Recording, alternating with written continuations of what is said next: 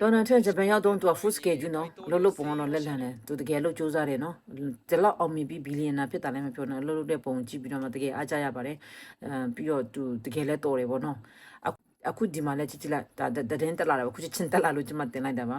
ကျွန်မမနေ့ပိုင်းနေ့လယ်ပိုင်းဒူဘိုင်သွားတယ်ဘေးကိုသွားလဲဆိုတော့ဟာကျွန်မ Prime Minister နဲ့ပေါ့ဂျပန်ဝန်ကြီးချုပ်နဲ့သွားတဲ့ဟာတွေကိုကျွန်မတင်ခဲ့ပြီးပြီအခုဒါကြတော့ညနေတင်တာမှာတို့ဒီမှာကြည့်လိုက်နော်ဘယ်သူနဲ့ဆိုလို့ရှိရင်ဂျပန်လုပ်ငန်းရှင်စီးပွားရေးလုပ်ငန်းရှင်တွေနဲ့ပေါ့နော်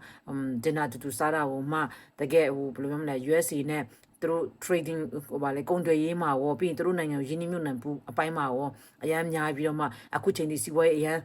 တူလက်တွဲလို့အရန်ရင်းနှီးမြှုပ်နှံကြတဲ့လုပ်ငန်းရှင်တွေကိုသူကဂုဏ်ပြုတဲ့သူတို့ညနေစာတူစားတောက်ရင်းနဲ့ဂုဏ်ပြုမှတ်တမ်းတွေဂုဏ်ပြုလွာတွေပေးနေတာပေါ့နော်အဲ့ဒါဘယ်သူတွေလဲဆိုလို့ရှိရင် SoftBank တိပါတယ်အားလုံး SoftBank ဖုန်းဟို mobile ပြီးရင်သူက SoftBank ကသူတို့ USA က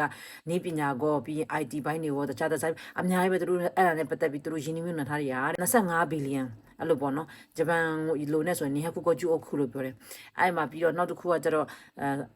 Toyotaလည်းသူတို့ရဲ့နီးပညာလက်စစ် IT ဘိုင်းအကုန်လုံးတွေမှာသူတို့နဲ့ရင်းနှီးမြှုပ်နှံပြီးတော့ကုန်သွယ်မှုဘိုင်းတွေမှာတဲ့ရင်းနှီးမြှုပ်နှံလာတဲ့အဲ့ဒါကြောင့်မလို့ပေါ့နော်အဲ့ဒီလုပ်ငန်းရှင်တွေကို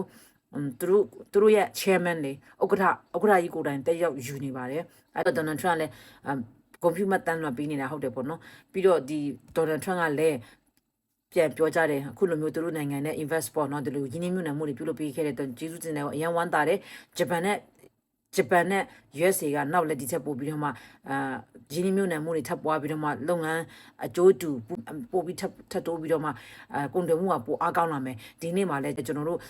ဒီ Prime Minister ဝန်ကြီးချုပ်နဲ့ပြောခဲ့တဲ့စကားအတိုင်းပဲအရန်ကို relationship ပိုကောင်းပြီးတော့မှပို့မှုကူတန်ရောင်းဝေတဲ့အရန်ကောင်းပြီးတော့မှအရန်ကိုအဆင်ပြေလာဖို့ပြအလားအလာရှိပါတယ်ဆိုပြီးပြောကြတယ်အဲ့လေးကိုကျွန်မတွေးလို့ထားတင်လိုက်တာပါအားလုံးပဲအဆင်ပြေကြပါစေ bye bye